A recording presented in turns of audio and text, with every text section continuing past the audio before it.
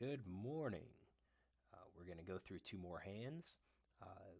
Both of these hands I raised in early position, raised first in, and then I was faced with a 3-bet that I called. So let's start. Hand one, ace 10 suited. We are under the gun. This hand is at a maybe a 10 NL game. That's what it kind of looks like. 10 NL game. So I open raised, we get a caller, and then we get a 3-bet by villain 9. So villain 8, I don't believe is in the hand, but we can think about what he's calling with. We have 64 hands. He's a 24-14. Hasn't given any 3-bets.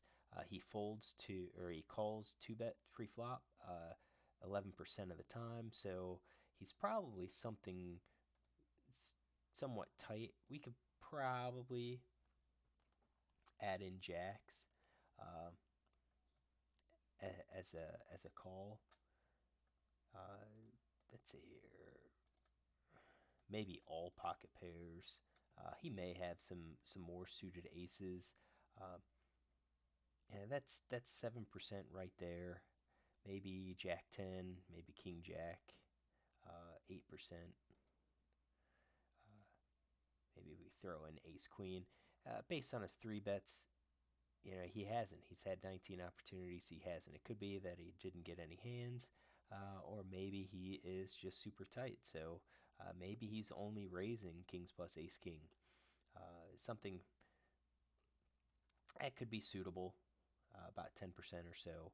This may be a little bit wide, but you can see that if we plug in my hand, ace 10 suited, we're going to be behind this range because he's calling fairly tightly. Doesn't mean that we're going to have to get fold the hand right away, because he's going to have quite a few pocket pairs that he will likely fold to a c-bet if we make it. We're going to focus on villain 9 though. Villain 9 3-bet. He is a type player, 16-10. We've got 143 hands on him. His 3-bet's 2%. So he's going to be tight, and his 3-betting range will likely also be fairly tight. 2%. If we look at his 3-bet by position, you can see his 3-bet's basically coming from the button.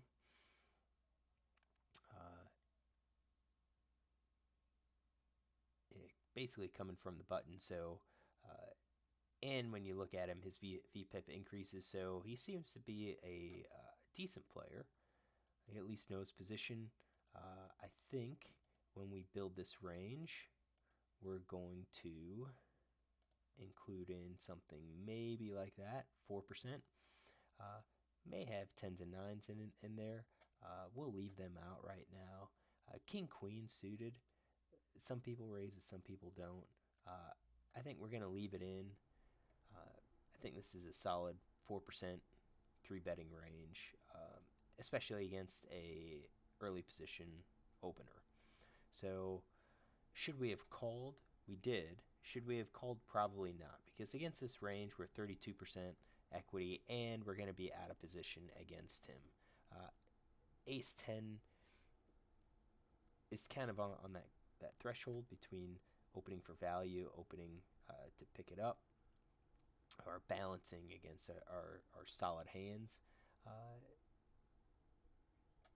I do think when you see c-bet flop of 57%, so 60% or less, you could have a game plan where you're going to call and check to him, and if he checks behind, there's a good chance that he may have missed the flop, and that allows you then to fire out a turn bet to take down the pot. Was I thinking about that at the time? Maybe, possibly. I have been thinking about it.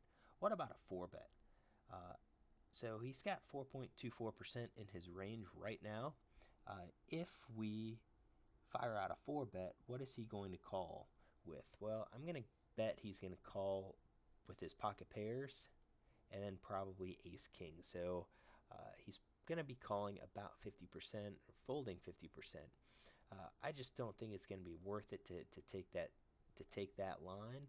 I think we're going to be investing too much because if we're called, we're going to be really behind. I mean, if we catch 10, it's not even going to help us. And even if we catch an ace, we're going to be behind all of the ace king hands that he has. And if he has a pocket pair, I doubt we're going to get paid. So it's probably just too risky to go ahead and make that 4-bet. So I called. Villain 8 calls. I don't know. I think Villain 8's range shrinks a little bit. So maybe he gets rid of the small pocket pairs. Maybe he leaves them in. I would lean more towards leaving them in because he is 22%. So we'll see how this goes. So the flop is 6 of hearts, 9 and 10 of clubs. So how do we fare? We fare okay. We're gonna fare okay, but we're up against three opponents.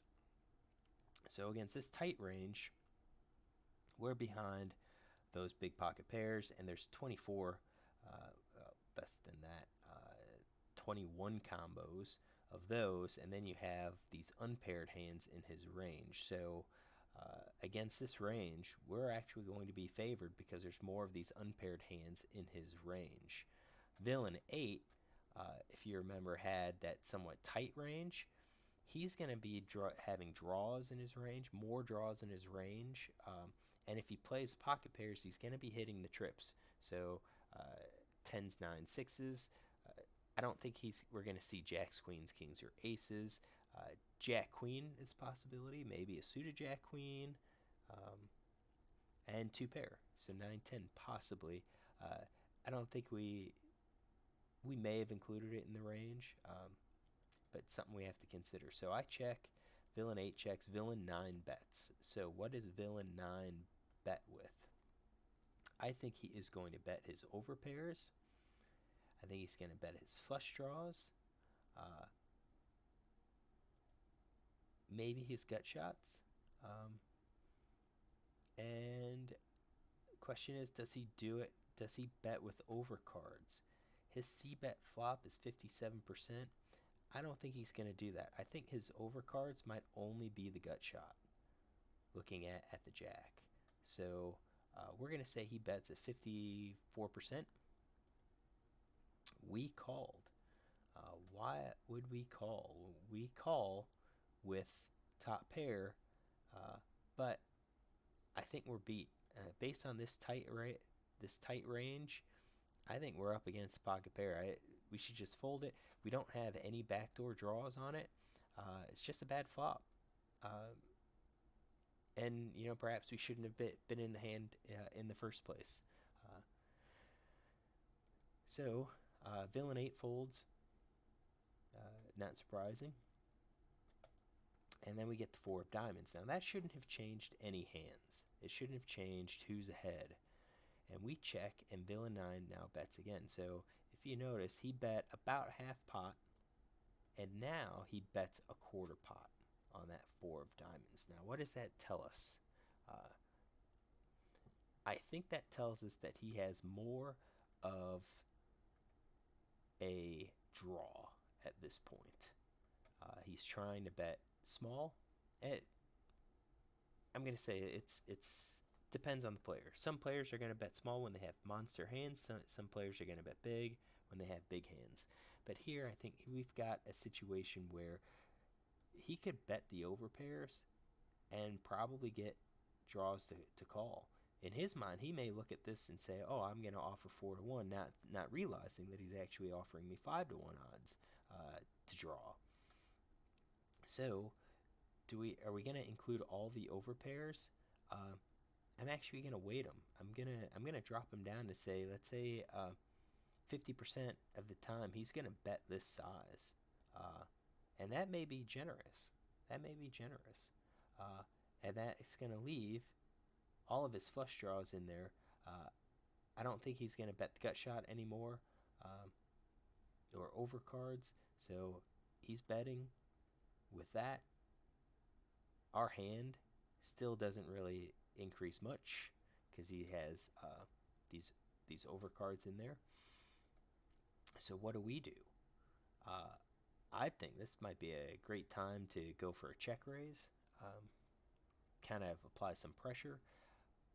But with the check raise, look at the stacks. Look at the stacks. So he could have bet, almost pot and gone all in, and I think he should have done that. Instead, he bet small, and if I go ahead and check raise it, he's going to be priced in. He's going to call with all of his overpairs, all of his flush draws, and it's probably just going to be a losing proposition. So I just called again. Queen of clubs, not good, not good for me. Now I fired out the bet, put them all in. I'm sure trying to represent that flush draw, that hit. So if I bet the flush, what hands do I think is going to call? Well, of course, the flush is going to be all the aces, the nut flushes. So he's definitely going to call those. The sets, he now has set of queens.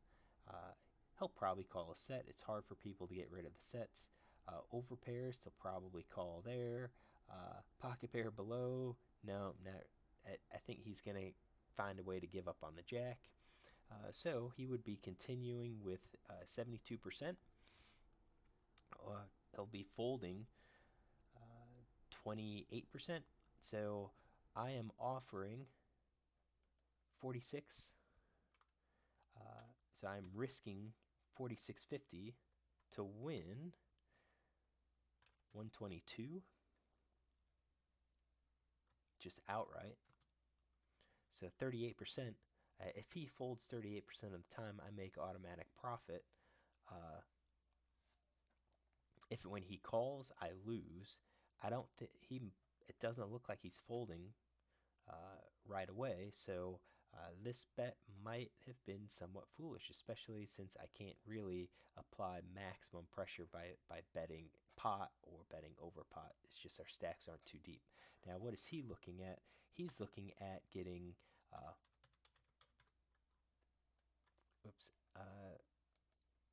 He is getting 40 divided by.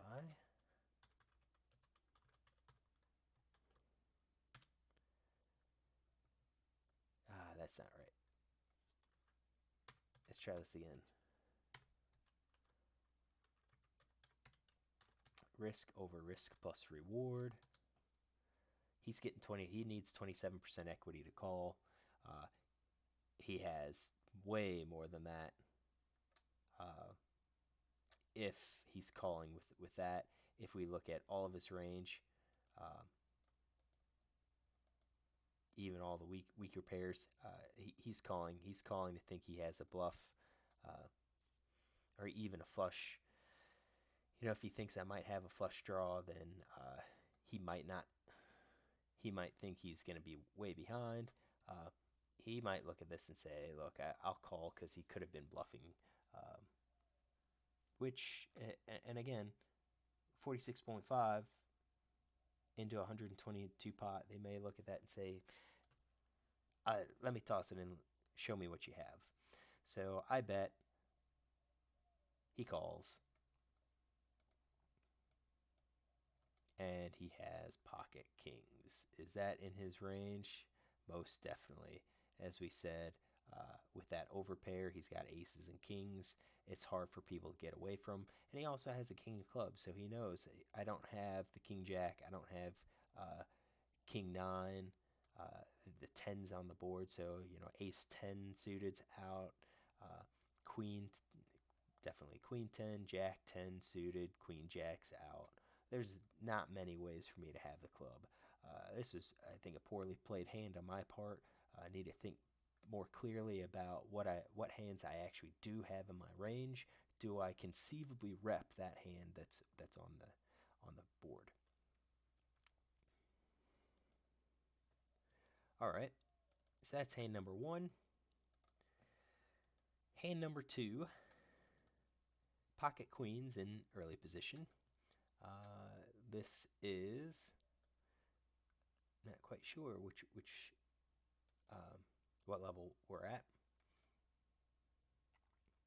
We so it's a 10 NL table, so $10 no limit table. I open raise for queens, nothing wrong with there. Villain 2, 3 bets, and we get a caller, and then I call. So let's start with villain 5.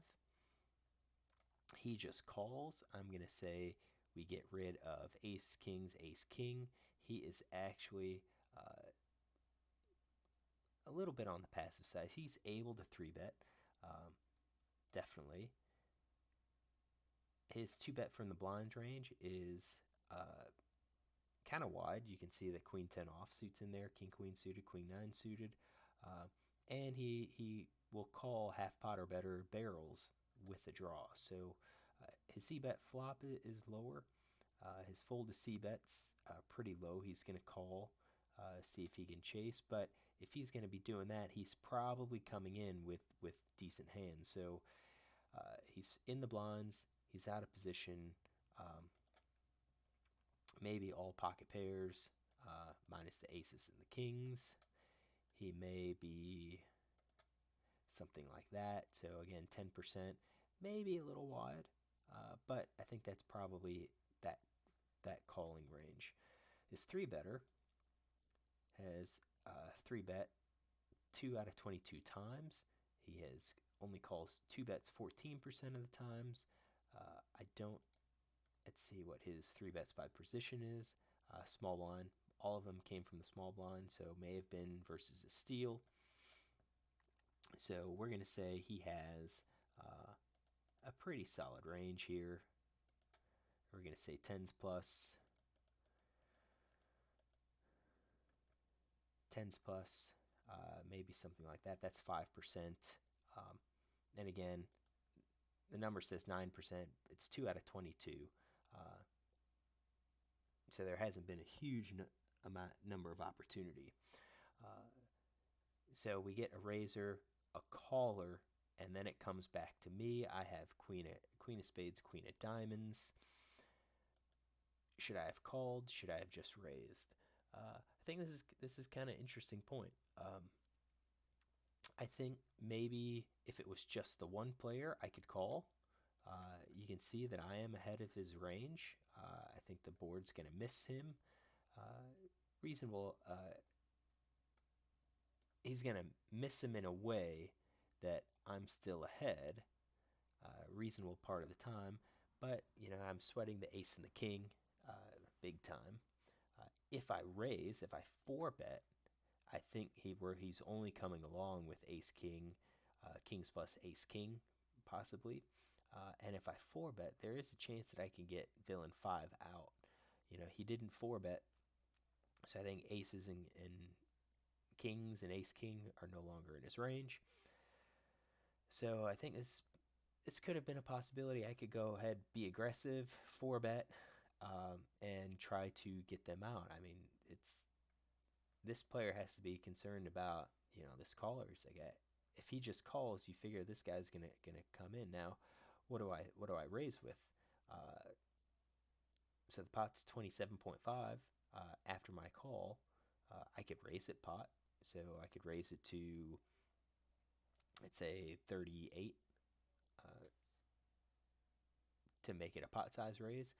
Or I could do something like raise it up to 20 or 25, something a little bit less than pot. That would leave us a little bit more room. So I'd have 28 if I raise it up to 20, to let's say 20 big blinds. That leaves me with 78. If he calls, he'll have the lower end of it, but that kind of leads up to a possible overbet on the pot. 2 times pot, or I could do a small quarter or a third size bet on the flop and then come back with a close to pot size bet on the turn. So I just called. So let's continue from here. So I called Flop's actually pretty decent for me. No ace, no king. So I am going to have equity in this board. So 58% goes up. Against villain 5, you can look at, if you remember his range, he's going to have a lot of smaller pocket pairs. He would hit 4s and 5s.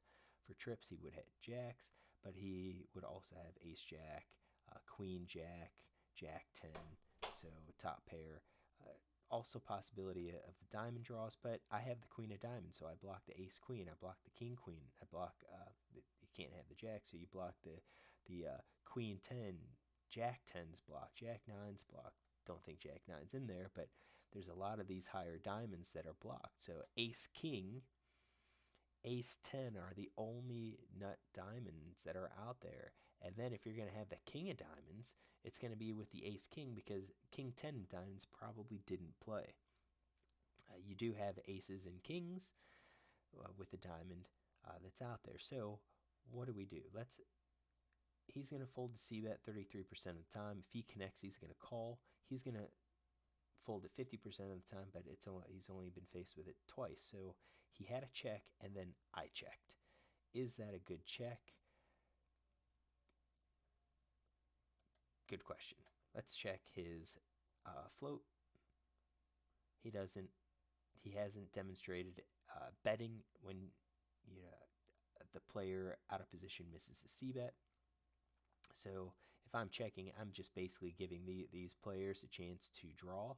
And if we think about the ranges, I think that's kind of deadly, because if they catch, they're going to likely be ahead of me at that point. Villain 2 bet. So what is he going to bet? I think he's going to be betting sets, over pairs, top pairs. He's going to try to get people to charge it. Do I think he can bet these pocket 10s?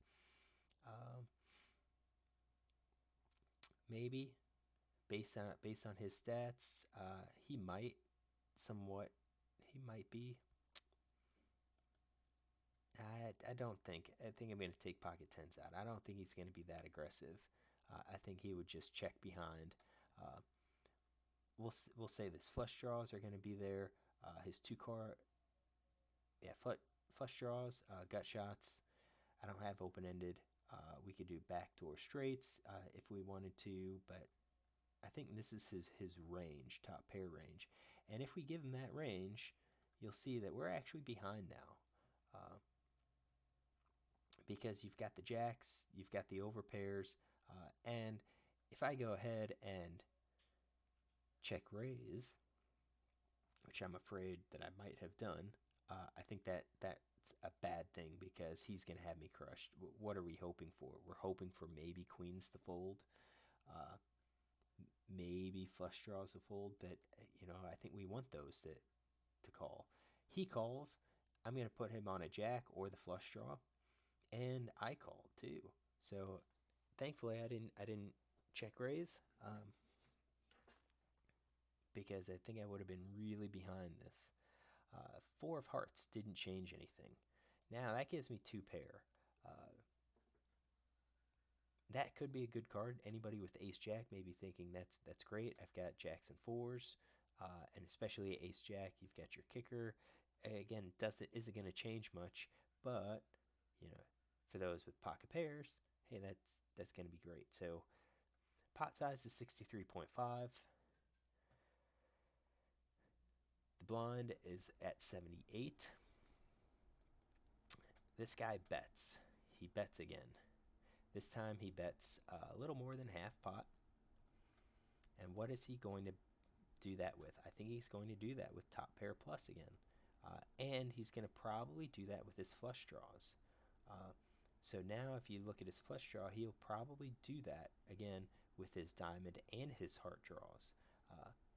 And if you look at it, his heart draw is top pair. His flopped is ace king of diamonds. He doesn't have the open-ended straight. I don't think he's doing it with flush draws at all. So 67% of the time he's going to fire out again. I'm behind at 28%. What do? I just call, which I'm not sure I entirely like. Again, I'm at this point I'm just hoping he has a jack, but when we look at his distribution, it's 22% of the time he has that top pair. All the other times, it's get rid of that weighting.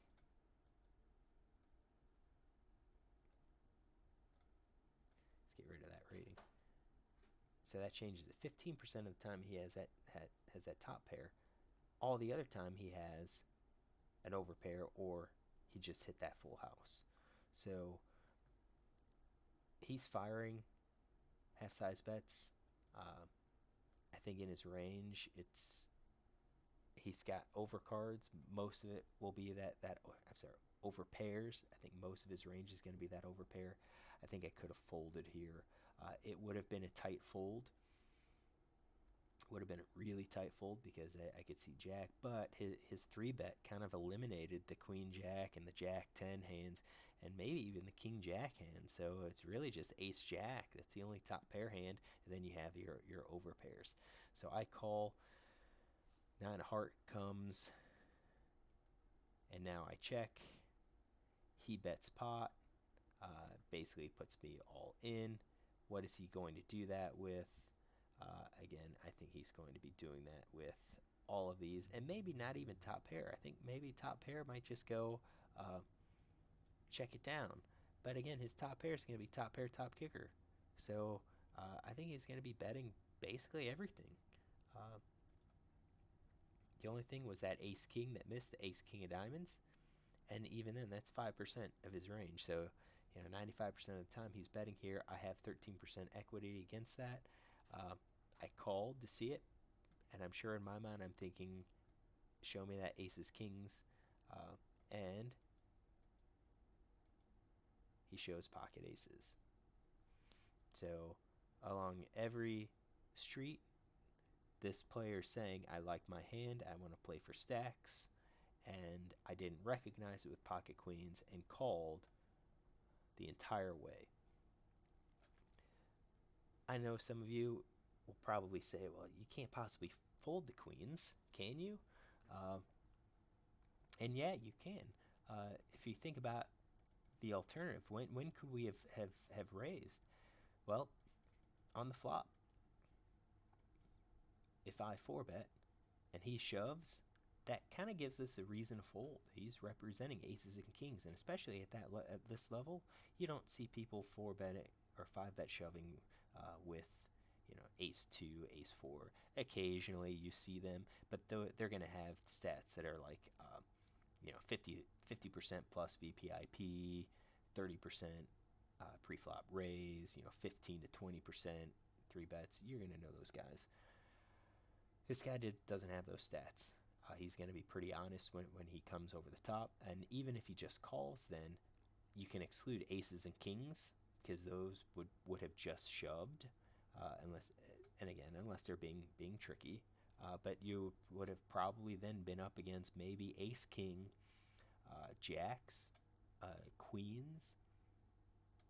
It helps to narrow his range. So we could have 4-bet to kind of help us out, and then the other spot could have been to go ahead and raise this or even bet, lead into him. I think if we lead into him,